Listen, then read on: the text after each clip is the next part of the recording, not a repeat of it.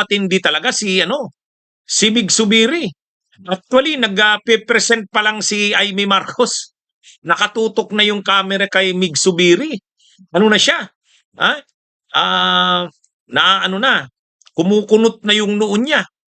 Talagang makita mo sa kanya yung galit na siya. Habang pinapalabas ni Amy yung kanyang audio visual presentation, si Mig Subiri hindi mapakali sa inuupuan niya. Makikita mo talaga sa mukha niya, yung kunot na sa noo niya. Nasusuka siya dun sa presentation ni Amy Marcos. Tumayo pa nga siya eh. Tumayo, yung talagang makikita mo yon. At pagkatapos nga ng presentation ni Amy, si Mig Subiri ang may pinakamatinding banat, resback kay Amy Marcos. Ang pinaka-issue ni Mig Subiri, very unparliamentary ang ginawa ni Amy. Very unparliamentary kasi magpipresent ka ng audiovisual presentation, tapos aakusahan mo doon yung minorya. Ibig sabihin yung grupo yan nila Soto, Lacson, nila Risa, nila Kiko at ni Mig Subiri. Aakusahan mo ng isang bagay na hindi naman totoo. Kaya nag-iinit talaga nag-iinit talaga si Mig Subiri. Sabi niya very unparliamentary yan. Yung presentation, siyempre tinawag niya pa rin Lady Senator. Ang presentation na niya ni Lady Senate ng Lady Senator, ang tinutukoy niya si Amy, ang presentation niya ay propaganda. Propaganda. Kumbaga hindi naman tama sa Senado. Bakit ka magpe-present ng privilege speech mo sa Senado na propaganda?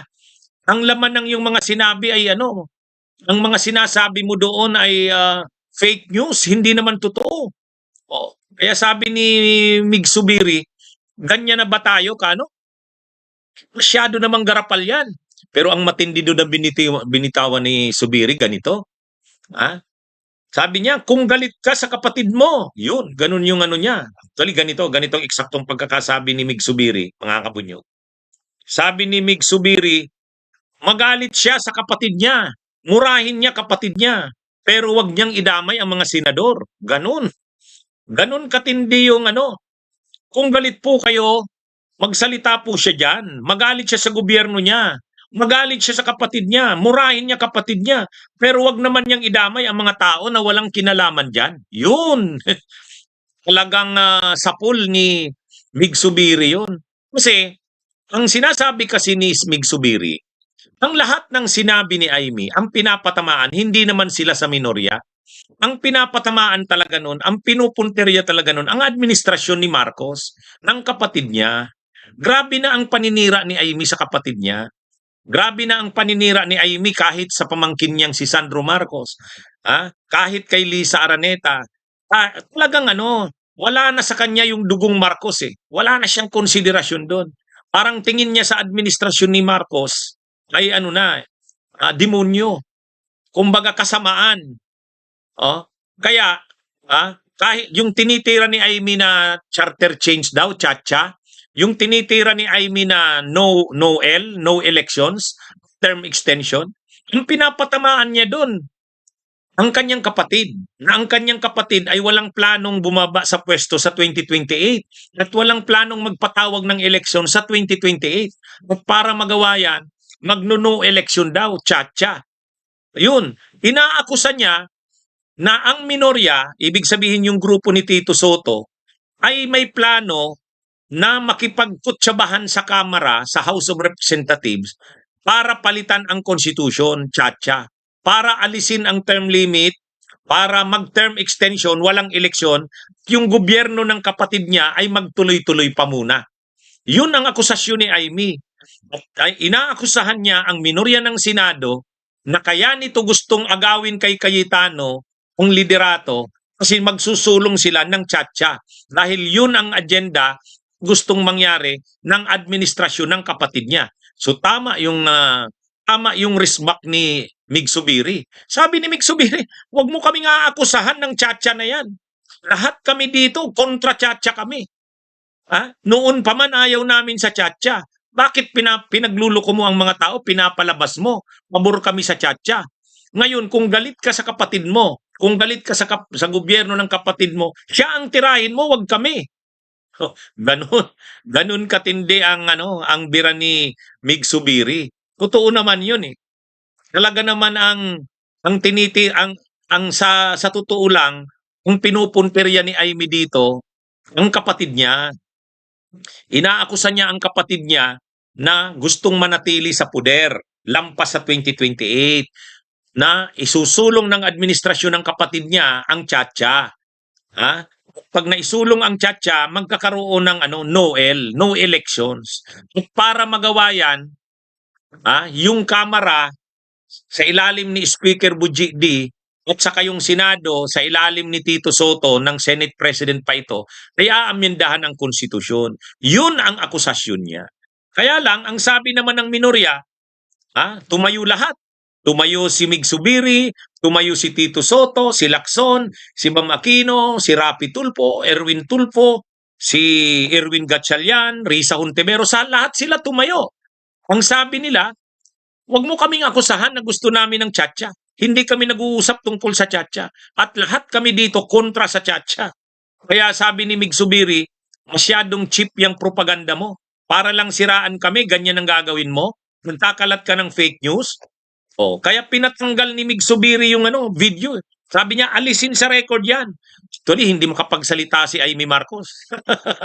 Parang kaliwat kanang sampal sa mukha ang inabot ni Amy. Kaya mga kabunyog, mga kabayan, sabi ni Mig Subiri, i-strike yan sa record. Hindi pwede yan. Propaganda, fake news, nandyan. Walang nagawa si Amy. Tinanggal nga sa record. Wala, binawi niya. Kasi ang pinakamatinding banat doon ni Mig Subiri, kung galit ka sa kapatid mo, kung galit ka sa gobyerno ng kapatid mo, siya ang tirahin mo. Wag mo kaming idadamay diyan sa mga patutsada mo. Kumbaga, totoo naman. Grabe ang ginagawa ni Amy Marcos na kunwari ang tinitira yung minorya, ibig sabihin sila Lacson, sila Soto, sila Mig Subiri. Kunwari pinapalabas niya na may conspiracy, may sabwatan para palitan ang konstitusyon. Ang talaga namang tinutumbok niya doon ang CPBBM yung kapatid niya. Kaya lang hindi niya siyempre matira ng direkta. Kasi kunwari, pa siya?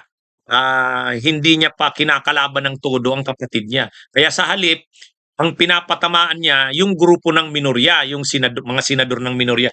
Kaya lang, tama naman yung punto ni Mig Subiri. Sabi niya, kami na mga nasa minorya, may paninindigan kami. Mula pa man noon, ayaw namin ng tiyatsa. On record, kami ang lumalaban sa tiyatsa. Bakit mo sasabihin ngayon na gusto namin ng tiyatsa? Ang nakakatawa doon ito, biglang tumayo si Robin Padilla. Nakakampi nila Amy. Sabi ni Robin Padilla, "I am for tiyatsa." Ikitan mo. Ang gusto pala ng tiyatsa, si Robin Padilla. Natawa ako dun eh. Biglang tumayo si Robin Padilla, nag-manifest na siya daw ang pro-tiyatsa. Yun pala eh. Ang pro-tiyatsa pala sila eh.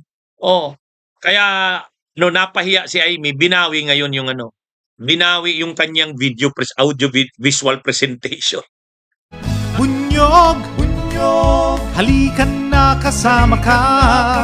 Bunyog, kapag buklod ay may pag-asa. Luzon, Visayas, Mindanao, isa ang pananaw. Sa bagong Pilipinas ang bunyog isisigaw. Bunyog.